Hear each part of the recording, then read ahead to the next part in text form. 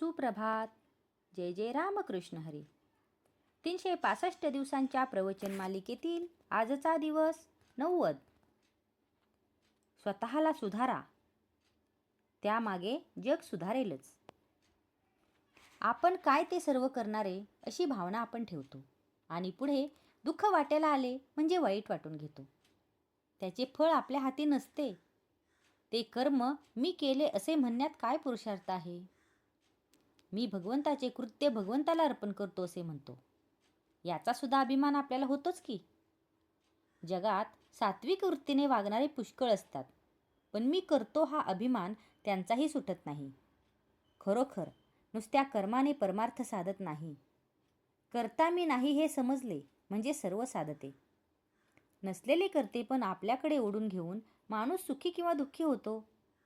ज्याच्याकडे करते पण आहे त्याला ते देऊन आपण सुखदुःखातीत राहावे. खोलीतल्या खोलीत जो सुख मानून घेतो तो कैदी खरा सुखात असेल असे आपल्याला वाटते. देहाच्या पलीकडे काही नाही असे मानू लागलो आणि विषयातच सुख पाहू लागलो तर ते त्या कैद्याप्रमाणे नाही का? पण त्याच्या पलीकडे काही आहे हे त्याला समजलेच नाही. तोपर्यंत हे सुख वाटेल. एकदा का बाहेरची हवा कैद्याला लागली म्हणजे तो नाही म्हणणार. कैदीपणाच चांगला होता. त्याप्रमाणे एकदा भगवंताच्या आनंदाची हवा लागली म्हणजे माणूस नाही विषयात राहणार. चित्त आपल्याला निर्विषय करता येणार नाही, पण ते भगवंताकडे लावता येणार नाही असे देखील नाही.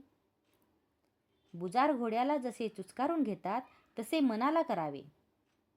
वृत्ती जिथे पालटायला लागते तिथे सावध राहावे.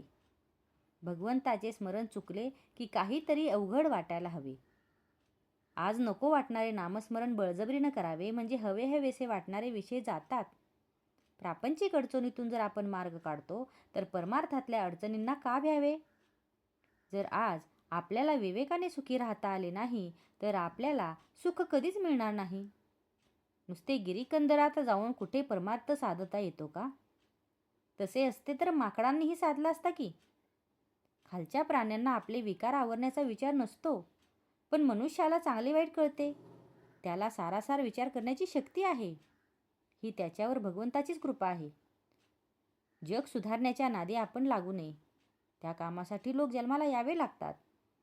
अगदी आपला मुलगा जरी झाला तरी त्याला योग्य ते सांगून पाहावे, पण मी त्याला सुधारीनच हा भ्रम नसावा. स्वतःला सुधारा की त्यामागे जग सुधारते. कर्तव्य म्हणून वकील जसा भांडतो त्याप्रमाणे कर्तव्य म्हणून प्रामाणिकपणे आपण प्रपंच करावा आणि त्यामध्ये भगवंताला कधी विसरू नये. आजचा हा भाग तुम्हाला कसा वाटला हे कमेंट करून नक्की सांगा. कमेंटमध्ये लिहा. जय जय रामकृष्ण हरी.